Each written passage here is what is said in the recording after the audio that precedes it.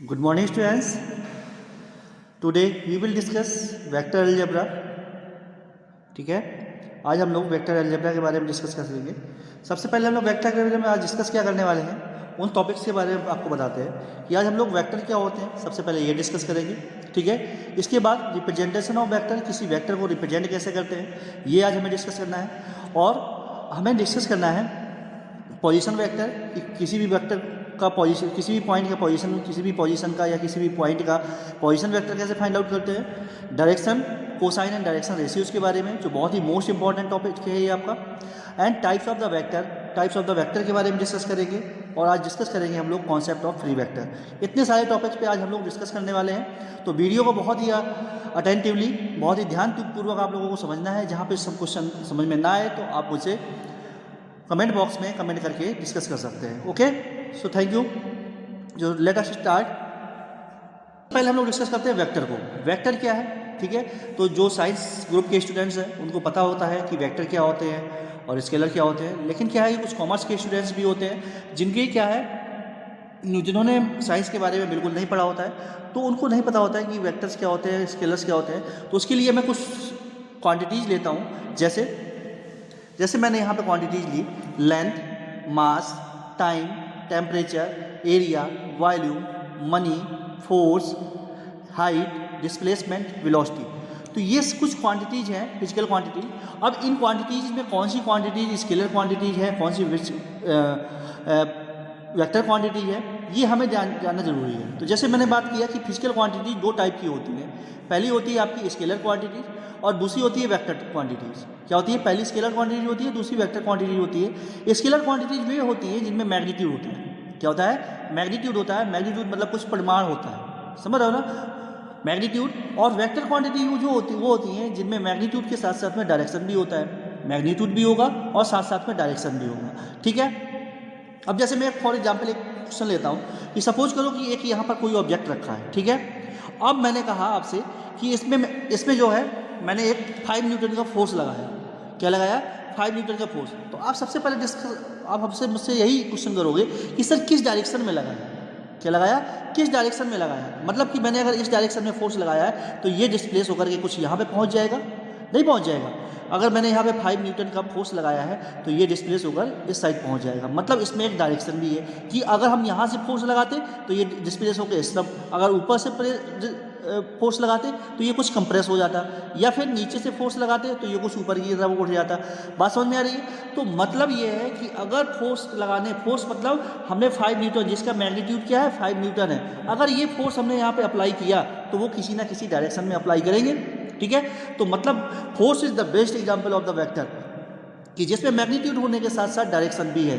अब अगर मैं आपसे कहूँ कि एक कोई पर्सन है, अब इसकी आपको हाइट मेजर करनी है। क्या करनी है, हाइट मेजर करनी है। तो हाइट मेजर करने में ये तो नहीं आपको होगा ना कि हाइट ऊपर से नापनी है कि नीचे से नापनी है। हाइट तो मेजर करना है, मतलब हाइट मेजर करना, तो मतलब ये एक आपकी स्केलर क्वांटिटी हो गई, ठीक है ना। और फोर्स कैसी हो गई, वेक्टर क्वांटिटी। तो अब हम लोग यहाँ पे जो हमने क्वांटिटीज ली हैं उनको थोड़ा सा डिस्कस करने वाले हैं कि जैसे लेंथ की बात करें तो लेंथ हम कहीं से भी मेजर कर सकते हैं, मतलब ये स्केलर क्वांटिटी है। मास भी एक स्केलर क्वांटिटी है। टाइम भी एक स्केलर क्वांटिटी है। टेम्परेचर एक स्केलर क्वांटिटी है।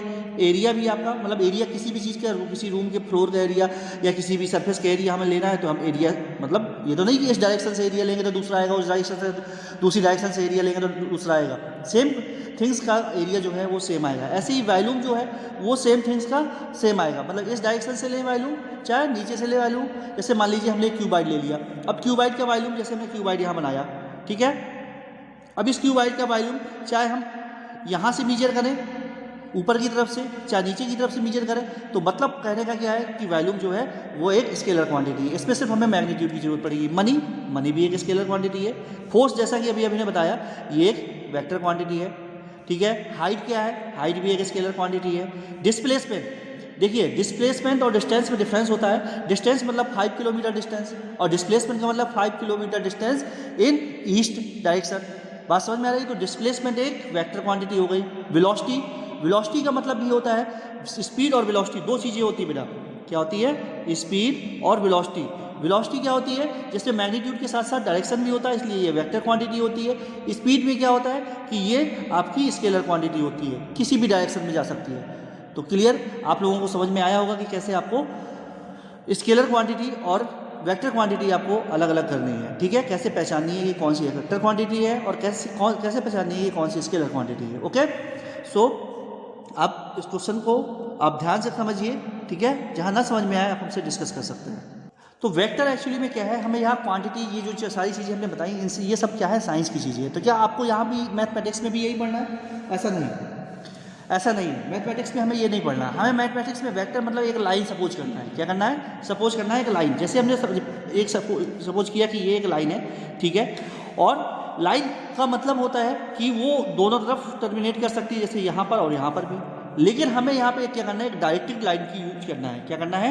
डायरेक्टेड लाइन होनी चाहिए। वो कैसी लाइन होनी चाहिए? डायरेक्टेड, मतलब उसमें क्या होना चाहिए? Directed line. हमें यहाँ पे वेक्टर का मतलब होता है, सीधी सी बात है कि वेक्टर मतलब directed line. Directed line, vector का मतलब क्या है? यहाँ पे हमें मैथमेटिक्स में क्या पढ़ना है? वेक्टर मतलब डायरेक्टेड लाइन। तो वेक्टर अगर हम बात कर रहे हैं तो डायरेक्टेड लाइन होगी, तो जिसपे एक ये पॉइंट होगा और एक इसका टर्मिनल पॉइंट होगा। तो जिस पॉइंट से वो स्टार्ट होगी, या जिसको हम लोग रे बोलते थे ना मैथमेटिक्स में, तो वही चीज़ है यहाँ पर भी। यहाँ पर क्या है, इसको डायरेक्टेड लाइन या रे को हम क्या बोल रहे हैं? वेक्टर बोल रहे हैं। और इसका एक ये मान लो ये ए बी लाइन है, ठीक, तो ये ए इसका इनिशियल पॉइंट कहलाता है। क्या कहलाता है? इनिशियल पॉइंट, और बी इसका कहलाता है टर्मिनल पॉइंट। टर्मिनल पॉइंट, ठीक है, तो बी इसका टर्मिनल पॉइंट हो गया और ए इसका इनिशियल पॉइंट, ठीक है। जिस तरफ एरो लगा होगा वो पॉइंट हमारा टर्मिनल पॉइंट कहलाएगा, और ए जहाँ पर होगा, जहाँ से वेक्टर स्टार्ट हो रहा होगा, वो हमारा इनिशियल पॉइंट कहलाएगा। क्लियर? तो वेक्टर का मतलब हमें यहाँ पे डायरेक्टेड लाइन, एक लाइन के बारे में यहाँ डिस्कस करना है। हमें वो सारी चीज़ें मैग्नीट्यूड और वो सब नहीं हमें यहाँ पे डिस्कस करना है। नेक्स्ट, अगर हमें इसकी मैग्नीट्यूड की बात करते हैं कि किसी भी वेक्टर की मैग्नीट्यूड की मतलब क्या है, तो यहाँ पे हमारे पास वेक्टर का मतलब लाइन से है, फोर्स और ये सब ये सारी चीज़ें हमें नहीं लेनी है यहाँ पे, एक्सीलरेशन वगैरह। लेकिन यहाँ पे हमें क्या लेना है? एक लाइन लेना है। तो लाइन की कुछ लेंथ होगी बेटा, नहीं होगी कुछ लाइन। तो मतलब मैग्नीट्यूड ऑफ द वेक्टर का मतलब है, मैग्नीट्यूड ऑफ वेक्टर का मतलब है length of the directed line. क्या होती है? Length of the directed line. मतलब यहाँ पे हमने एक ए बी वेक्टर लिया था, तो इसको रिप्रेजेंट कैसे करेंगे? ए बी वेक्टर, मतलब ए इसका इनिशियल पॉइंट है, बी इसका क्या है? Terminal point. तो ए बी वेक्टर को अगर हम मॉडुलस ले लेते हैं तो ये इसका मैग्नीट्यूड कहलाता है। क्या कहलाता है? मैग्नीट्यूड। या सिंपली अगर हम इस वेक्टर को, जैसे ए बी वेक्टर था आपका, इस ए बी वेक्टर को हम सिंपली इस तरह से भी डिनोट कर सकते हैं, तो इसको हम इसके मैग्नीट्यूड के फॉर्म में भी लिख सकते हैं। तो हम इन दोनों तरीके से इसको रिप्रेजेंट कर सकते हैं। तो मैग्नीट्यूड ऑफ वेक्टर मतलब मॉडुलस ऑफ द वेक्टर, मतलब मॉडुलस का मतलब क्या है? Length of the directed line. तो हम इसको स्केल से मेजर भी कर सकते हैं और उसके अकॉर्डिंग इसका आंसर लिख सकते हैं, ठीक है। तो आप, आई होप आप लोगों को समझ में आ रहा होगा। आते हैं हम लोग आगे पोजीशन वेक्टर पे बेटा। पोजीशन वेक्टर क्या होता है? जैसे मैंने यहाँ पे एक फिगर बनाया है, ये एक्स एक्सिस, ये वाई एक्सिस और ये जेड एक्सिस, और इस पर कोई एक पॉइंट लिया पी जिसके coordinate x comma y comma z है, ठीक है। तो एक वेक्टर जिसको हम ओरिजिन से ज्वाइन करेंगे, एक वेक्टर जिसका इनिशियल पॉइंट क्या होगा? ओरिजिन होगा, और टर्मिनल पॉइंट वही पॉइंट होगा जिसका हम पोजीशन निकाल रहे हैं। मतलब इस पी पॉइंट की पोजीशन वेक्टर हम फाइंड आउट करने वाले हैं। मतलब a vector whose initial point is origin, मतलब जिसका 0 0 हो initial point, and the terminal point is P, जिसको हमने पी माना है यहाँ एक्स वाई जेड, ठीक है। तो इसके पोजीशन वेक्टर को हम लिखते हैं ओपी वेक्टर से। किससे लिखते हैं? ओपी वेक्टर से। सीधी सी बात है कि इसका ये, तो ये ओपी किसी भी हमें कोई भी any x y z point हमें मिल जाए, पी क्यू आर एस, ठीक है, उसका पोजीशन वेक्टर निकालने का मतलब है कि हमें ओपी वेक्टर फाइंड आउट करना है, ठीक है। क्या निकालना है? OP vector. अच्छा, ये वेक्टर है, सीधी सी बात है, ये ओपी वेक्टर है, तो इसका मैग्नीट्यूड भी होगा। तो ओपी वेक्टर का जो मैग्नीट्यूड होगा वो उसके डायरेक्शन, वो उसके कोऑर्डिनेट के स्क्वायर के सम का स्क्वायर रूट होता है। कोऑर्डिनेट के स्क्वायर्स के सम का स्क्वायर रूट होता है, मतलब x square plus y square plus z square. अगर आपको पी पॉइंट पता है तो उसके पोजीशन वेक्टर का मैग्नीट्यूड आप इस तरह से फाइंड आउट कर सकते हैं। यहाँ पे ये इसकी ज़रूरत नहीं थी, लेकिन बताना जरूरी है, क्योंकि अभी आगे नेक्स्ट टॉपिक जो हम बताने वाले हैं तो उसमें आपको इसकी कहीं ना कहीं ज़रूरत पड़ेगी। ओके, अब आते हैं बेटा most important, direction cosine and direction ratio. बहुत ही मोस्ट इंपॉर्टेंट टॉपिक है, इसको बहुत ध्यान से समझना है आपको, क्योंकि डायरेक्शन कोसाइन और डायरेक्शन रेशियो देखने में दोनों एक जैसे लगते हैं, हम हमेशा कन्फ्यूजन करते हैं क्वेश्चन को सॉल्व करने में। तो अब आपको डायरेक्शन कोसाइन और डायरेक्शन रेशियो के बारे में बहुत ध्यान से समझना है। तो मैं सपोज करो कि मैंने एक ये फिगर जो किया है, इस फिगर में, ठीक है, इस फिगर में मैंने एक पी पॉइंट लिया जिसके कोऑर्डिनेट x, y, z है। क्लियर? जिसके कोऑर्डिनेट क्या है, x, y, z है। और देखिए डायरेक्शन कोसाइन, डायरेक्शन का मतलब क्या है, जैसे मान लीजिए हम लोग एक लाइन बनाते थे, 2 डायमेंशन ज्योमेट्री में एक लाइन बनाते थे, और उस लाइन का वो एक्स एक्सिस के साथ कितना एंगल बना रही है, तो वो हमें स्लोप बताता था कि वो एक्स एक्सिस के साथ कितनी झुकी है। अगर हमें स्लोप पता है तो हम ये भी पता सकते थे कि वाई एक्सिस के साथ में उसका कौन सा एंगल है। लेकिन यहाँ पे 3 एक्सिस है, तो यहाँ पे अगर ये ओपी वेक्टर मतलब एक लाइन ही है, और ये एक्स एक्सिस के साथ में, वाई एक्सिस के साथ में और जेड एक्सिस के साथ में कितना एंगल बना रही है, अगर ये हमें पता चल जाए तो हम बता सकते हैं कि इसकी डायरेक्शन क्या होगी। ठीक है, तो डायरेक्शन पता करने के लिए हमें डायरेक्शन कोसाइन का जरूर जानना जरूरी है। सपोज करो कि इस ओपी वेक्टर ने इस एक्स एक्सिस के साथ में अल्फा एंगल बनाया, वाई एक्सिस के साथ में बीटा एंगल बनाया, और जेड एक्सिस के साथ में गामा एंगल बनाया। ठीक है, इन एंगल्स को हम क्या कहते हैं, डायरेक्शन एंगल भी बोलते हैं। क्या बोलते हैं? Direction angle, alpha beta mile. अब क्या है, डायरेक्शन कोसाइन क्या है, तो इन्हीं जो एंगल्स हमने यहाँ पे डायरेक्शन एंगल्स लिए, इनके कोसाइन ले लेते हैं, मतलब cause alpha, cos beta, cause gamma, अगर हम इस तरह से ले लेते हैं बेटा, तो ये इनके कोसाइन से ही क्या कहलाते हैं, direction cosine of the vector कहलाते हैं। क्या कहलाते हैं? Direction cosine of the vector. ठीक, अब थोड़ा सा ध्यान रखिए कि जैसे मैंने यहाँ पर एक फिगर, यहाँ पे मान लीजिए ये अल्फा एंगल बना रहा है, ठीक है, ओपी वेक्टर किसके साथ में, एक्स एक्सिस के साथ में, ये एक्स एक्सिस है, ए पॉइंट यहाँ पर है। ठीक है, थोड़ा सा ऐसा कुछ फिगर बनने वाला है, इमेजिनेशन करना पड़ेगा आपको। ये अल्फा एंगल है, ठीक है, तो अगर हम कॉज अल्फा की बात करेंगे तो क्या आएगा, ओ ए, क्या आएगा, कॉज अल्फा क्या आएगा, ओ ए अपॉन ओ पी, ओ ए अपॉन क्या आएगा, ओ पी, और मैग्नीट्यूड, ओ पी का मतलब क्या है, मैग्नीट्यूड ऑफ ओ पी, मतलब इसको हमने सपोज कर लिया कि मैग्नीट्यूड ऑफ आर के इक्वल है। ठीक है, मैग्नीट्यूड ऑफ आर के इक्वल है। तो ये ओ ए क्या है, ये एक्स डिस्टेंस है, क्योंकि एक्स डिस्टेंस उसने कवर की है एक्स एक्सिस में, तो ये एक्स डिस्टेंस हो गई। क्लियर? तो अगर हम कॉज अल्फा की बात करें तो कॉज अल्फा क्या हो जाएगा, x upon modulus of r. Cos beta क्या हो जाएगा, ऐसे ही सेम आएगा, y upon modulus of r. Cos gamma क्या हो जाएगा, modulus of y upon modulus of r. अगर मॉडुलस ऑफ आर को सिंपली आर से हम डिनोट करें तो ये क्या हो जाएगा। अब और एक बात आपको बता दें कि cos alpha, cos beta, cause gamma जो डायरेक्शन कोसाइन है, इनको शॉर्टली हम एल, एम और एन से डिनोट करते हैं। तो मतलब यहाँ से एल इक्वल टू क्या आ गया, x upon r, m equal to क्या आ गया, y upon r, n equal to आ गया जेड अपॉन आर। तो these are the direction cosine of any vector, ठीक है, which coordinates are x, y and z, and its magnitude of position vector is r. ठीक है ना, तो उसके डायरेक्शन कोसाइन हमें यहाँ पे पता चल गया। क्लियर बात समझ में आ रही है। एल जो होगा वो एक्स अपॉन आर, वाई जो होगा वो एल जो होगा एक्स अपॉन आर होगा, एम जो होगा वाई अपॉन आर होगा, और एन जो होगा वो जेड अपॉन आर, यानी कि cos alpha x upon r के equal, cos beta y upon r के इक्वल, और cos gamma z upon r के इक्वल होगा। क्लियर? अब देखिए हमने क्या निकाला यहाँ पर, एल की value x upon r, m की value y upon r, n की वैल्यू जेड अपॉन आर। ठीक है, तो यहाँ से एक्स इक्वल टू क्या निकाल सकते हैं, l r, y equal to क्या निकाल सकते हैं, एम आर, और जेड की वैल्यू क्या निकाल सकते हैं, एन आर। ठीक है, अब बात करते हैं हम लोग डायरेक्शन रेशियोज की। डायरेक्शन कोसाइन समझ में आ गया कि एल एम एन को हम डायरेक्शन कोसाइन कहेंगे, और वो किसके इक्वल होगा, x upon r, y upon r और जेड अपॉन आर के इक्वल होंगे। अब बात करते हैं डायरेक्शन कोसाइन की। तो डायरेक्शन रेशियोज क्या होते हैं, सॉरी डायरेक्शन रेशियोज की बात करते हैं। तो डायरेक्शन रेशियोज क्या होते हैं, these are the numbers a b c numbers हैं वो, such that they are proportional to the direction cosine. जो डायरेक्शन कोसाइन के प्रोपोर्शनल होंगी उन नंबर्स को हम डायरेक्शन रेशियो बोलते हैं। मतलब ए बी सी अगर हमने यहाँ नंबर लिए तो a upon l equal to b upon m equal to c upon n equal to क्या जाएगा, के। मतलब किसी एक कांस्टेंट की इक्वल होती है, तो यहाँ पर ए बी सी क्या होगी, यहाँ पर अगर ये इनका जो रेशियो है वो किसी कांस्टेंट के इक्वल है, तो हम कह सकते हैं कि यहाँ जो ए बी और सी जो है वो डायरेक्शन रेशियो है। ठीक है, ए बी सी जो है वो डायरेक्शन रेशियो। लेकिन बेटा एक बात और याद रखिए, जैसे हमने यहाँ से ये निकाला, इसके अपॉन में एल कर दे, इसके अपॉन में एम कर दे, इसके अपॉन में आर कर दे, तो यहाँ से हम क्या देख सकते हैं बेटा कि l r upon l, m r upon m, n r upon n, ये सब क्या हो जाएगा बेटा, आर के इक्वल हो जाएगा। नहीं हो जाएगा, देखो एल से एल कट जाएगा, एम से एन से, तो ये भी तो बेटा आपने कह सकते हैं यहाँ पर कि सर आपने घुमा फिरा के ये सब चीज़ें क्यों बताई। आप सीधे कह देते कि यहाँ पर जो एक्स वाई जेड थे यही आपके डायरेक्शन कोसाइन थे। तो बेटा हाँ, यही आपके डायरेक्शन कोसाइन है। किसी भी पॉइंट के कोऑर्डिनेट ही डायरेक्शन रेशियोज हैं, किसी भी पॉइंट के जो डायरेक्शन रेशियो होते हैं वो उस पॉइंट के कोऑर्डिनेट ही होते हैं। ठीक है, वो किसी भी पॉइंट के जो डायरेक्शन रेशियोज होते हैं वो क्या होते हैं, उस पॉइंट के कोऑर्डिनेट ही होते हैं। क्लियर? तो आप इस तरीके से ध्यान रख सकते हैं कि जो है ABC जो है वो आपके डायरेक्शन रेशियो है और LMN जो है वो डायरेक्शन कोसाइन है, और डायरेक्शन रेशियो और डायरेक्शन कोसाइन के बीच में जो रिलेशन होता है कि वो एक दूसरे के प्रोपोर्शन होते हैं। क्लियर? अब आपको आई होप समझ में आया होगा कि डायरेक्शन रेशियोज क्या है, डायरेक्शन कोसाइन क्या है। अभी हम लोग कुछ और डिस्कस करेंगे तो और डीपली समझ में आ जाएगा। ओके, आपको बताया कि 3 हमारे पास डायरेक्शन कोसाइंस होते हैं, LMN, N और M। इनके बीच में एक ये रिलेशन होता है L² + M² + N² = 1।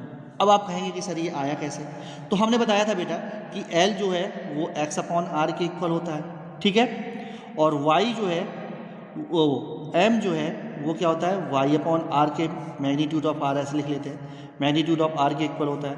And Z N जो होता है वो Z/ मैग्नीट्यूड ऑफ r के इक्वल होता है। ठीक है, और एक चीज़ आपको हमने बताया था कि मैग्नीट्यूड ऑफ r जो होता है वो क्या होता है, x² + y² + z² के इक्वल होता है। ठीक, तो आई होप अब मुझे ज़्यादा कुछ करना नहीं पड़ेगा, आप इनके स्क्वायर्स का सम जोड़ ऐड कर सकते हैं। तो L² + M² + N² that is equal to जाएगा x² + y² + z² modulus of r²। तो देखिए मॉडुलस ऑफ r² ये दोनों कैंसिल आउट हो जाएंगे, बचेगा क्या यहाँ पर 1। तो यहाँ इस तरीके से हम इसको प्रूव भी कर सकते हैं कि L² + M² + N² की जो वैल्यू होगी वो क्या होगी, 1 होगी। क्लियर? तो इस तरीके से आप बता सकते हैं कि डायरेक्शन कोसाइन के बीच में, तीनों डायरेक्शन कोसाइन के बीच में एक रिलेशन होता है L² + M² + N² = 1। अब सपोज करिए कि अब रिलेशन हम बताया डायरेक्शन कोसाइन और डायरेक्शन रेशियोज के बीच में। कैसे हम डायरेक्शन कोसाइन पता हो तो डायरेक्शन रेशियो निकाल सकते हैं। यदि मान लिया कि LMN जो है वो डायरेक्शन कोसाइन से DCS हम लोग लिख रहे हैं, ठीक है, शॉर्ट में लिखेंगे, ठीक है, ये डायरेक्शन कोसाइन है, और ABC जो है वो डायरेक्शन रेशियोज है। क्या है? Direction ratio. तो L जो होता है वो A/√A² + B² + C², M जो होता है B/√A² + B² + C², और N = जो होता है C/A² + B² + C²। ये आपको इस तरह से, अगर आपको डायरेक्शन रेशियोज पता है तो डायरेक्शन कोसाइन आप फाइंड आउट कर सकते हैं। ठीक है, तो ये हुआ डायरेक्शन कोसाइन और डायरेक्शन रेशियो। ये बहुत ही मोस्ट इंपॉर्टेंट टॉपिक है, आप वीडियो को रिवाइज करके दोबारा देख सकते हैं और देखिए इसको, क्योंकि अगर आपको ये समझ में नहीं आएगा तो आगे के टॉपिक आपको बिल्कुल भी समझ में नहीं आने वाले हैं। तो इसलिए आप डायरेक्शन कोसाइन और डायरेक्शन रेशियो को बहुत अच्छे से ध्यान से देखिए। ओके, नेक्स्ट आते हैं हम लोग टाइप्स ऑफ वेक्टर पे। वेक्टर के टाइप्स कौन कौन से? तो सबसे पहले आता है जीरो वेक्टर। क्या आता है? Zero vector. ऐसा वेक्टर जिसका मैग्नीट्यूड हो क्या हो, जीरो। ऐसा वेक्टर जिसका मैग्नीट्यूड 0 हो उसको हम जीरो वेक्टर कहेंगे। या फिर हम कह सकते हैं कि whose terminal point and initial point is same. ऐसा वेक्टर जिसका टर्मिनल पॉइंट और इनिशियल पॉइंट सेम होता है, मतलब ए वेक्टर मतलब इसका टर्मिनल पॉइंट भी ए है, इसका इनिशियल पॉइंट भी ए है, तो मतलब ये टर्मिनल पॉइंट और इनिशियल पॉइंट सेम होने के कारण ये कैसा बनेगा, ये ऐसे बनेगा, और इसका एक भी मैग्नीट्यूड नहीं होगा, मतलब इसकी कोई भी लेंथ नहीं होगी। ठीक है, जैसे पॉइंट की डेफिनेशन हम लोग देते थे ना, पॉइंट क्या होता था, a line without length. A point is क्या कहलाता था, point is the line without length. ऐसे ही यहाँ पर जो जीरो वेक्टर है that is a vector which have no magnitude, means zero magnitude. Okay, अब आते हैं हम लोग यूनिट वेक्टर पे। यूनिट वेक्टर क्या कहलाता है? यूनिट वेक्टर बेटा कहलाता है जिसका मैग्नीट्यूड 1 यूनिट हो। 1 यूनिट का मतलब ये नहीं कि 1 हो जाए, बात ध्यान समझिएगा। 1 यूनिट का मतलब 1 नहीं होता। 1 यूनिट से मतलब थोड़ा सा ध्यान से देखिए यहाँ पे। जैसे सपोज करिए कि मेरे घर से मेरे ऑफिस की डिस्टेंस जो है वो जो है यहाँ सर, मेरा घर यहाँ पर है और यहाँ से ऑफिस तक की डिस्टेंस यहाँ पे 1 किलोमीटर है। तो इस वेक्टर की जो है हम किलोमीटर में मेजर कर रहे हैं, इसलिए इसकी यूनिट के 1 यूनिट है। ठीक है, तो ये आपका यूनिट वेक्टर हो गया। समझ रहे हैं बात को? Unit vector. अब अगर मैं सपोज करूं कि मेरे यहाँ घर से लेकर के यहाँ तक की डिस्टेंस जो है वो 1000 मीटर है। अब मैं मीटर में डिस्कस कर रहा हूँ, तो अब ये जो है यूनिट वेक्टर नहीं होगा। अब मीटर में अगर डिस्कस कर रहे हैं तो ये इतनी डिस्टेंस ये 1 यूनिट होगी, यानी कि 1 मीटर होगी। तो ये वेक्टर क्या कहलाएगा? यूनिट वेक्टर कहलाएगा। मतलब किसी भी वेक्टर की डायरेक्शन में एक ऐसा वेक्टर जिसका मैग्नीट्यूड 1 हो that is called the unit vector, उसको हम लोग यूनिट वेक्टर कहते हैं। आई होप समझ में आया होगा आपको। ठीक है, अब आते हैं हम लोग, अगला वेक्टर आता है को इनिशियल वेक्टर। को इनिशियल वेक्टर मतलब नाम से ही समझ में आ रहा है जिसके जो इनिशियल पॉइंट हो वो सेम हो। जैसे ये है तो कोई दो या दो से अधिक वेक्टर्स को इनिशियल वेक्टर कहलाते हैं यदि उनका इनिशियल पॉइंट क्या हो, सेम हो। क्लियर। इसके बाद आते हैं हम लोग कोलिनियर वेक्टर में। तो कोलिनियर बेटा हम लोग लाइन की रिस्पेक्ट में हम लोग क्या पढ़ते थे कि ऐसे पॉइंट जिनका जो किसी एक लाइन पर स्थित हो या एक लाइन पर सिचुएटेड हो, तो ऐसे पॉइंट्स को हम लोग कोलिनियर पॉइंट्स कहते थे। यहाँ पे कोलिनियर वेक्टर की जो डेफिनेशन है वो कुछ दूसरी डेफिनेशन है, मतलब यहाँ पे बात करते हैं हम लोग पैरेलल वेक्टर। तो दो ऐसे वेक्टर जो आपस में पैरेलल हों, ठीक है, भले ही उनकी डायरेक्शन अलग अलग हो, उनकी मैग्नीट्यूड कुछ भी हो, लेकिन क्या हो वो आपस में पैरेलल हो। जैसे एक वेक्टर ये है, ये वह है, ये दोनों सेम डायरेक्शन में, लेकिन मैग्नीट्यूड उनके कुछ भी हो सकते हैं। ये दोनों अपोजिट डायरेक्शन में, ऐसे ही ये दोनों अपोजिट डायरेक्शन में। तो ऐसे वेक्टर जो पैरेलल वेक्टर होते हैं उनको हम लोग कोलिनियर वेक्टर भी कहते हैं। क्लियर। इसके बाद आते हैं, बात करते हैं इक्वल वेक्टर की। तो सेम मैग्नीट्यूड और सेम डायरेक्शन, सेम मैग्नीट्यूड और सेम डायरेक्शन, मतलब ऐसे वेक्टर जिनका मैग्नीट्यूड भी सेम हो और ऐसे वेक्टर जिनका डायरेक्शन भी सेम हो। जैसे मान लो एक वेक्टर मैंने यहाँ पे ए लिखा और दूसरा वेक्टर मैंने यहाँ पर बी लिखा, अगर इनकी लेंथ भी सेम है और इनका डायरेक्शन भी सेम है तो ये दोनों वेक्टर क्या कहलाते हैं, क्या कहलाते हैं, इक्वल वेक्टर कहलाते हैं। ठीक है। Negative of vector, negative of vector का मतलब ये है कि सेम मैग्नीट्यूड हो लेकिन डायरेक्शन क्या हो, अपोजिट हो। जैसे मान लो यहाँ पे मैंने ए वेक्टर ले लिया, ठीक है, अब यहाँ पर दूसरा वेक्टर जिसका मैग्नीट्यूड तो सेम है लेकिन डायरेक्शन क्या है, उल्टी हो गई, तो ए वेक्टर जो होगा वो minus time of b vector के इक्वल हो जाएगा। क्लियर।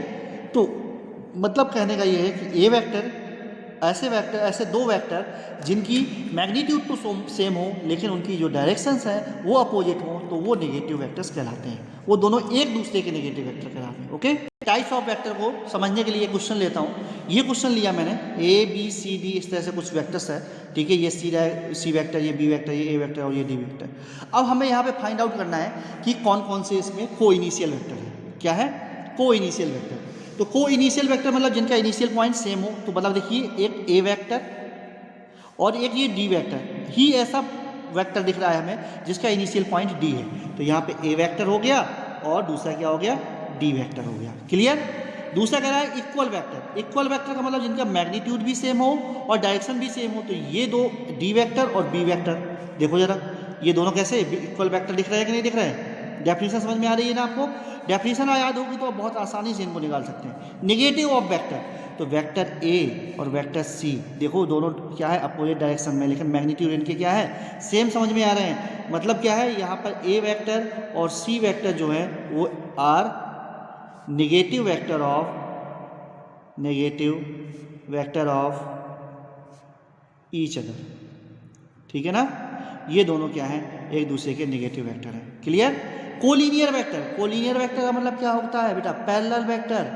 पैरेलल वेक्टर कौन कौन से यहाँ पे, एक सी वेक्टर ए वेक्टर दिख रहा है तो ए वेक्टर और सी वेक्टर हो गया, और यहाँ पर बी वेक्टर और डी वेक्टर भी दिख रहा है तो एंड बी वेक्टर और डी वेक्टर का जो पेयर होगा वो भी एक क्या होगा, कोलिनियर वेक्टर होगा।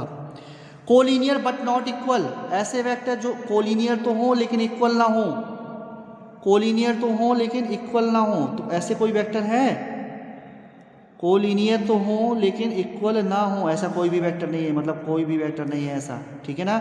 जीरो वेक्टर, तो जीरो वेक्टर बेटा आपको इसमें दिख रहा है जिनके मैग्नीट्यूड जीरो दिख रहा है बेटा आपको, कैसे, ए वेक्टर एक पॉइंट से ले लो ना आप, बी वेक्टर, सी वेक्टर और डी वेक्टर। तो इस तरीके से ये क्या है, ये सब क्या है आपके, ए vector, B vector, C vector, D vector, ये सब क्या है आपके जीरो वेक्टर है जिनके इनिशियल और टर्मिनल पॉइंट दोनों सेम है। ओके। तो आई होप आप लोगों को समझ में आए होंगे टाइप्स ऑफ वेक्टर। एक वेक्टर और बचता है लास्ट में, मैं आपको बताने वाला हूँ, जिसको मैंने कहा था फ्री वेक्टर।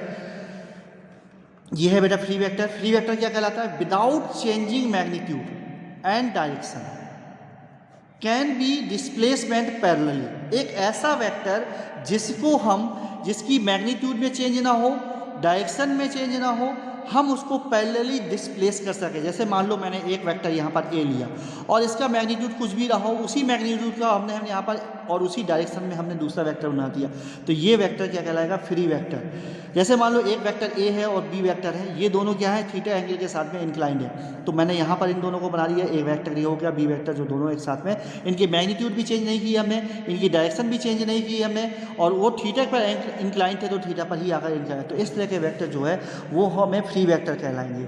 तो ये फ्री वेक्टर बताने का मेन मकसद ये था बेटा कि एनसीईआरटी मैथमेटिक्स को सीबीएसई में जो हमें वेक्टर पढ़ने हैं, जो भी वेक्टर हैं वो हमें सभी के सभी वेक्टर फ्री वेक्टर सपोज करके पढ़ना है। हमें क्या करना है, यहाँ पर सभी के सभी वेक्टर को फ्री वेक्टर सपोज करके पढ़ना है।